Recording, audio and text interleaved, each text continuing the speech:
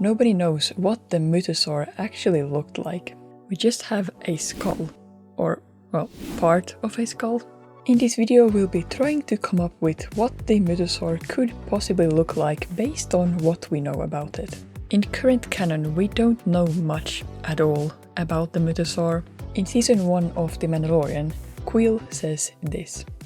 Your ancestors rode the great Mythosaur. And in Book of Boba, this is said about the Mythosaur. The songs of eons past foretold of the Mythosaur rising up to herald a new age of Mandalore. But that is pretty much all we know. In legends, the Mythosaur was the native species of Mandalore, and the first Mandalorian settlers, the Tong, hunted and killed them to the point of extinction.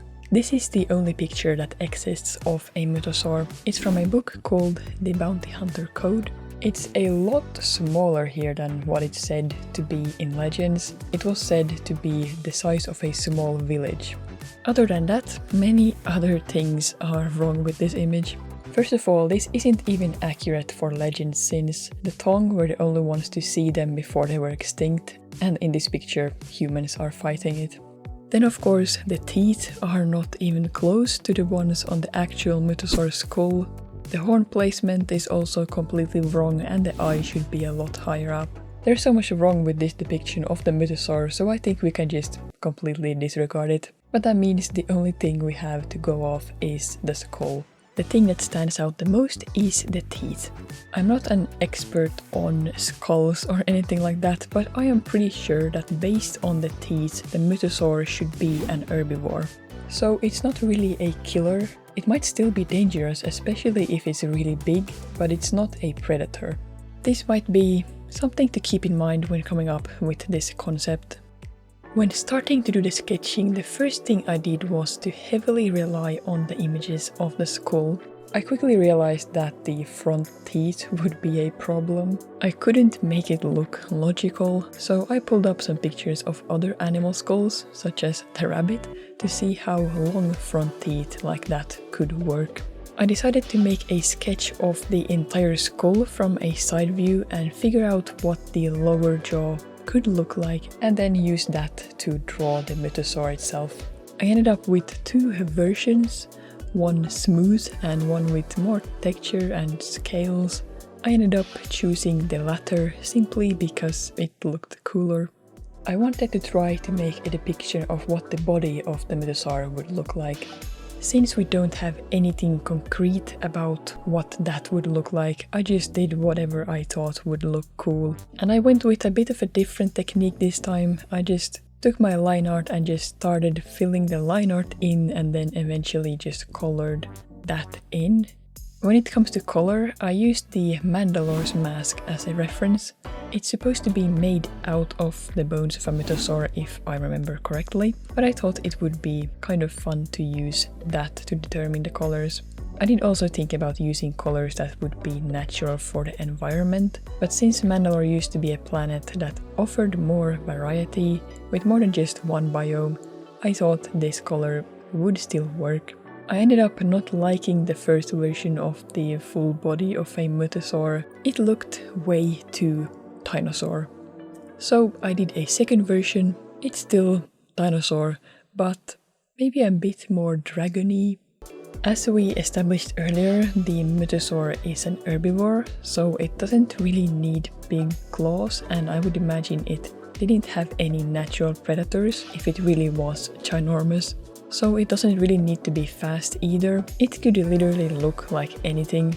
Anyway, this isn't that important since we don't have anything to base this on. And I'm not sure I like this version either, but as I said, I just made something I thought would maybe look cool. But then we get to the main event. Time to make the final render of the Mythosaur head. At this point I took a closer look at the placement of the horn. When looking at it from the side, you notice it doesn't go much lower than the upper jaw. I had this Mythosaur skull pendant that Grogu gave to me, and it ended up being really helpful to have a physical model of the skull that you can look at really closely and actually turn around and see it from all angles. I decided to make a fully rendered version of the skull first. I made a version without the horn because the placement of it hides a big part of the skull. I also didn't put much time into the render itself, so no weathering or texturing. I just wanted to make sure the shadows and highlights would show the shapes of the skull. And then it's finally time to render the Mythosaur itself. And I always say it in these videos, but my art process is pretty much never the same. This time I went with a process that's more close to actual painting, so not using many layers or clipping masks. And I again did one version without the horn because it hides so much. It was kind of enjoyable to render this very texturized, scaled creature. It was one of these moments where you can just kind of shut off your brain and just go with the flow. So here we have it. I made a couple versions integrating the skull too, and I thought these looked kind of cool. With these ones where you can see the skull, you can really see where the shape came from and all that. So even though I was happy with what I had done so far, I still wanted to show the Mythosaur from another angle. So I just made this to hopefully make the image of the Mythosaur a bit more clear. It probably won't look anything like this, and I don't expect it to look anything like this, but I thought this would be a pretty fun video to do, to try to create a creature based on nothing but a skull. Who knows when we will get to actually see the Mythosaur? Maybe next week? Maybe never? But either way, I am just so happy that we are getting more Mandalore content. And if you would like to see more Star Wars related art stuff, then here is a video for you. You might really want to consider clicking on that, because I've heard that if you don't, you are under a huge risk of having a bounty being placed on you. Source, trust me bro.